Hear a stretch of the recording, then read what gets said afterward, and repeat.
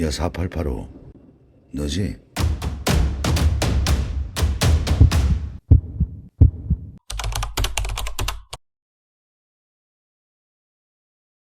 대부분은 어릴 적부터 꿈과 함께 아름다운 나날을 보내며 조금씩 성장합니다. 하지만 그런 모두에게 소중하게 부여된 꿈을 한번 드러내지도 못하고 꿈보다 먼저 세상을 등져야 했던 안타까운 한 여자가 있습니다. 이번 사건은 꿈 많은 한 여성이 먼 외국 타지에서 처참하게 생을 마감해야만 했던 안타까운 이야기를 들려드리고자 합니다. 그럼 시작합니다. 독일 동부의 작센 지역에 위치한 아름답지만 조용한 도시 데사우로슬라우. 이곳은 미술과 건축으로 유명하며 특히 중국인 유학생들이 많이 찾는 지역입니다. 그날도 학생들은 평소처럼 아침 수업을 위해 학교로 향했습니다. 그러나 이 평범한 일상은 갑작스러운 사건으로 얼룩지게 됩니다. 경찰서로 한 통의 전화가 걸려오고 이에 경찰은 대규모 수색 작전을 전개합니다. 사라진 사람은 25세의 중국 유학생 리앙지였습니다. 리앙지는 한 대학교에서 건축학 석사 과정을 밟고 있었으며 그녀의 룸메이트에 따르면 리앙지는 전날 저녁 달리기를 하러 나간 뒤 돌아오지 않았다고 합니다. 다음 마을의 큰 소나무 아래 덤불 속에서 리앙지는 차가운 시신으로 발견됩니다.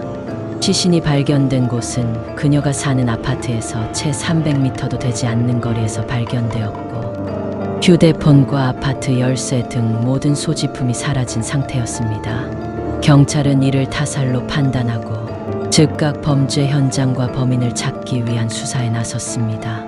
리앙지는 중국 허난성에서 태어난 외동딸로 어릴 적부터 건축에 대한 꿈을 키워왔습니다.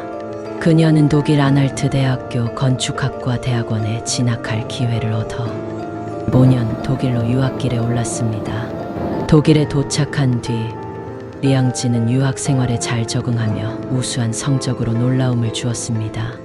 그녀는 매일 저녁 달리기를 하며 하루를 마무리했고 이것이 그녀의 마지막이 될 줄은 아무도 몰랐습니다. 친구들은 학교에 리앙지가 돌아오지 않았다고 경찰에 신고합니다. 경찰은 즉시 수사를 시작하고 사건의 소식은 중국 대사관과 중국인 커뮤니티를 통해 빠르게 퍼져나갑니다.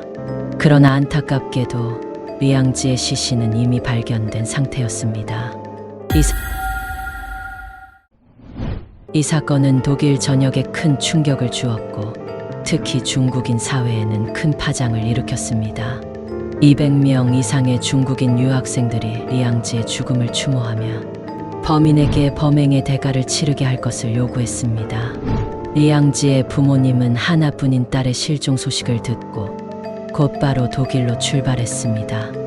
리앙지의 아버지는 자신도 수사에 참여하겠다고 요청했지만 그의 요청에도 경찰은 그 요청을 거절하였습니다.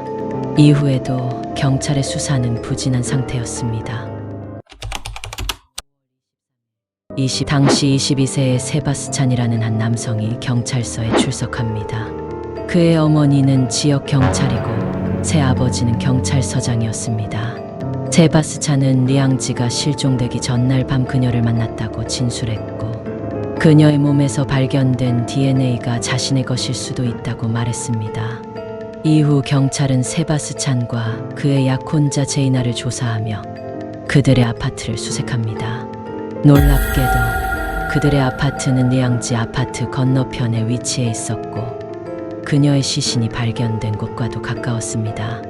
이후 경찰의 수사는 탄력을 받게 되고 세바스찬과 제이나는 결국 사건의 주범으로 밝혀집니다. 제이나는 세바스찬의 요구에 따라 리앙지를 유인했고 세바스찬은 그녀를 무참히 살해했습니다. 그의 이러한 참혹한 살해 과정에는 제이나라는 약혼녀가 있었습니다. 열악한 가정환경 속에서 어렵게 자란 그의 약혼녀인 제이나에게는 그가 전부였습니다. 그는 제이나의 그런 점을 악용하여 그녀에게 폭언과 폭행을 일삼았습니다. 제이나는 그렇게 힘든 나날을 보내던 어느 날 세바스찬은 제이나에게 지금 당장 밖에 나가서 여자를 데려오라고 하였고 당장 데려오지 않으면 우리 관계는 끝이라는 협박과 함께 그녀에게 고함을 질렀습니다. 제이나는 겁에 질려 무작정 아파트 밖으로 나갔습니다. 그때 마침 그 앞을 지나던 리양지에게 제이나는 거짓의 도움을 요청하였고, 착한 성격의 리양지는 그녀의 거짓 요청을 아무런 의심 없이 받아들이고 말았습니다. 그리고 리양지는 제이나를 따라 아파트로 들어가게 되었습니다. 그때 집안에서 기다리고 있던 세바스찬, 리양